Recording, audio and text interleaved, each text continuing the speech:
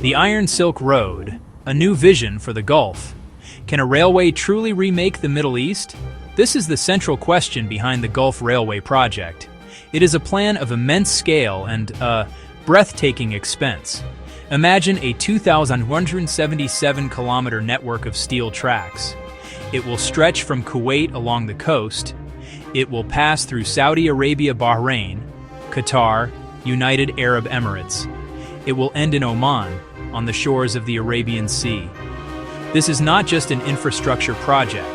It is a bold statement. It declares a new vision for a region built on oil, but now looking toward a future beyond it.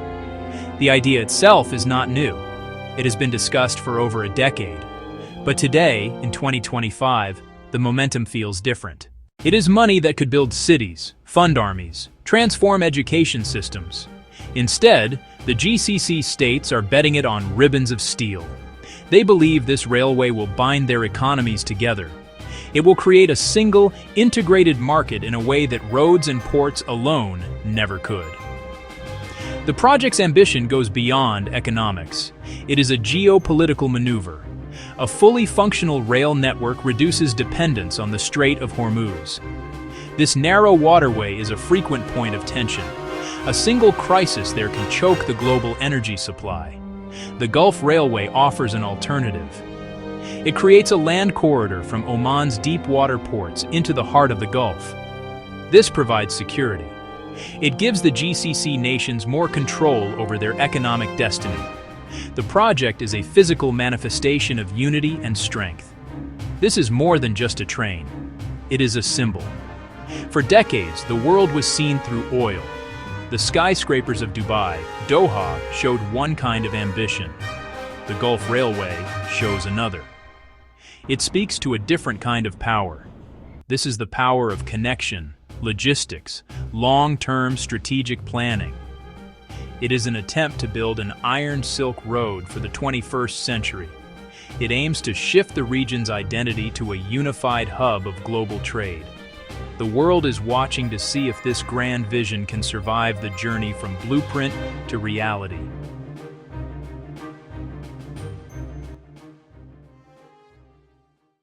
Section 2.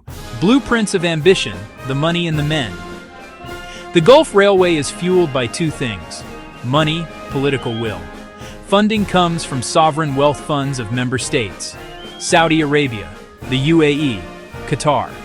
They see this not as an expense, but as a strategic investment in a post-oil future.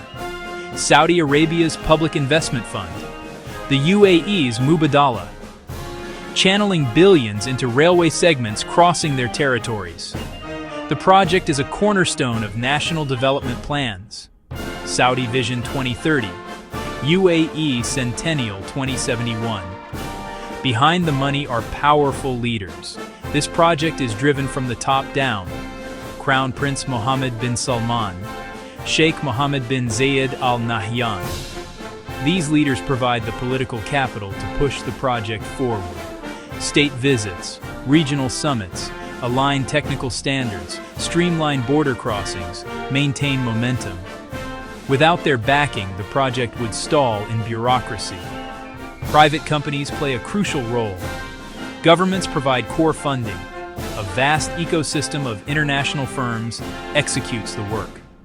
Engineering firms from Germany, engineering firms from China, engineering firms from South Korea, technology companies supplying signaling and control systems, logistics firms integrating with ports, logistics firms integrating with airports.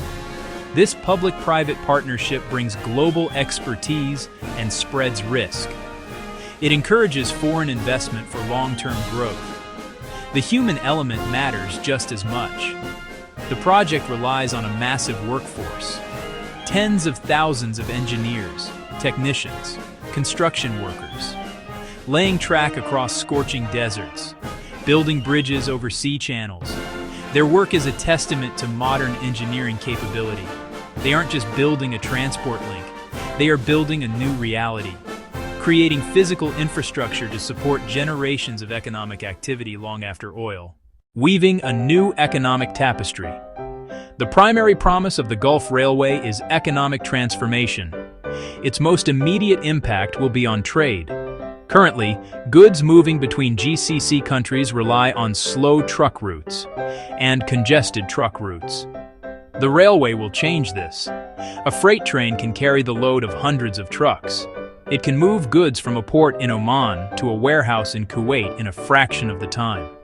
Experts predict this could boost intra-GCC trade by as much as $80 billion annually. This increased efficiency will lower costs for businesses. It will make products cheaper for consumers. It will create a more competitive and integrated regional market. Beyond trade, the railway is a powerful engine for job creation. The construction phase alone will employ over 100,000 people. But the real long-term benefit comes from the new industries the railway will enable. Logistics hubs will spring up around major stations. Manufacturing plants will be built along the line to take advantage of cheaper transport. The tourism industry will also see a major boost. Imagine a tourist being able to take a comfortable, high-speed train from the beaches of Dubai to the historic sites of Saudi Arabia. The railway will make the entire Gulf region a single, accessible tourist destination. The project also serves a critical goal: economic diversification. For decades, Gulf economies have been almost entirely dependent on oil and gas exports. This has made them vulnerable to fluctuations in global energy prices. The Gulf Railway is a key piece of the strategy to move away from this dependency. By creating a world-class logistics network, the GCC hopes to attract new industries. These include manufacturing, technology, financial services. The railway provides the physical backbone needed for these sectors to thrive. It sends a clear signal to global investors that the Gulf is serious about building a sustainable, diversified economy. Despite its grand promise, the Gulf Railway faces a desert full of challenges. The first and most obvious is the sheer technical difficulty of the task. Building a modern railway across hundreds of kilometers of harsh, arid terrain is an engineering nightmare. Shifting sand dunes can bury tracks overnight. Extreme summer temperatures, often exceeding 50 degrees Celsius, 122 degrees Fahrenheit, they can warp steel rails and damage sensitive electronic equipment. Special construction techniques and materials are required. These are expensive and add significant complexity to the project. The cost of overcoming these environmental hurdles is a major source of financial risk. Then there is the issue of cost overruns. The initial $250 billion estimate is just that, an estimate. Large-scale infrastructure projects are notorious for going over budget. Unforeseen geological problems, supply chain disruptions, simple mismanagement. If the price tag balloons, political support could waver. Some member states might hesitate to commit the necessary funds, especially if their own economies face pressure. The project's success depends on a sustained, long-term financial commitment from all partners. Any weakness in this financial chain could delay or even derail the entire enterprise. Perhaps the greatest risk is political.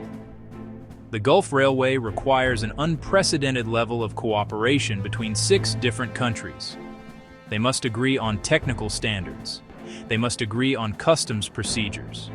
They must agree on security protocols. They must agree on fee structures. While relations within the GCC are currently stable, history shows that this can change quickly. A diplomatic dispute between 2 member states could bring construction to a halt. It could close a border crossing and sever the line. The railway is a chain, and it is only as strong as its weakest political link. The project is a bet on long-term regional stability, and that is always a risky wager in the Middle East. Finally, there is the question of demand. Will people and businesses actually use the railway? The Gulf has a deeply ingrained car culture. A modern and efficient highway system already connects most major cities. The region is also served by a dense network of short-haul flights. The railway must offer a compelling advantage in terms of cost, speed, convenience. If the demand does not materialize, the railway could become a white elephant, a monument to ambition, or a failure as a piece of functioning infrastructure, bleeding money for years to come. In conclusion, the Gulf Railway is far more than a simple transportation project. It is a master plan. It is a showcase of wealth. It is a projection of power. It is a bold bet on a unified future. If successful, it could fundamentally re-engineer the region's economy. It could create a single market. It could spur industrial growth. It could reduce the strategic vulnerability of relying on a single maritime choke point. The railway promises to weave disparate Gulf economies into a single, resilient economic tapestry. It would be a physical embodiment of cooperation, a legacy written in steel across the desert. The project demonstrates the region's wealth and influence. As many Western nations struggle to fund basic infrastructure, the Gulf states are undertaking one of the planet's most ambitious engineering projects. The ability to marshal hundreds of billions and coordinate a multinational effort is itself a statement of power. It says the Gulf is no longer just a source of energy. It is a center of capital. It is a center of innovation. It is a center of long-range strategic thinking. The railway is a tool of modern statecraft to enhance prestige and secure a central role in the global economy. However, the path to completion is fraught with risk. Immense technical challenges could undermine it. Cost overruns threaten budgets and timelines. Fragile regional politics add another layer of risk. Success is not guaranteed. It will require unwavering political will. It will require flawless execution. It will require a large measure of good fortune. The line between visionary success and colossal failure is thin. The outcome depends on GCC leaders maintaining unity of purpose and sustaining that unity over many years to complete the task. Ultimately, the Gulf Railway forces us to think about the future. It asks what a post-oil Middle East might look like. Will it be a region defined by cooperation, by shared prosperity, symbolized by a high-speed train connecting great cities? Or will it remain competing states, the unfinished railway a monument to unrealized dreams? The project's fate will be a bellwether for the region. Whether it succeeds or fails, its story will define money, power, and ambition in the 21st century.